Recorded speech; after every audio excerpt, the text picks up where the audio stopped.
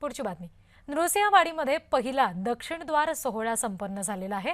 कृष्णा नदीच्या पाणी पातळीमध्ये वाढ झालेली आहे, त्यामुळे यंदाच्या पावसाळ्यातील दक्षिण द्वार सोहळा संपन्न झालाय आणि यावेळी श्रींच्या दर्शनासाठी भाविकांनी गर्दी केल्याचं सुद्धा पाहायला मिळालं।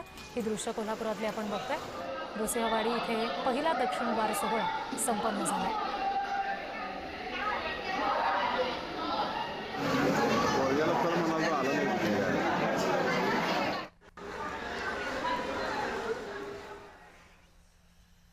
जे थांबलेले होते ते सगळे लोक या ठिकाणी आज स्नानाकरता आलेले आहेत।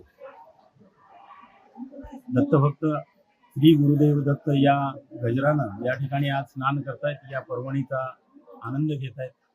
दत्तदेव संस्थानमार्फत देखील सुरक्षेच्या दृष्टीने या ठिकाणी ज्या ठिकाणी आवश्यकता आहे त्या ठिकाणी गर्डर्स दोऱ्या बांधलेल्या आहेत, त्याचप्रमाणे स्वयंसेवक या ठिकाणी ठेवलेले आहेत। तर पालखी निघण्यापूर्वी देहूतील समाधी मंदिराचा परिसर हा ज्ञानोबा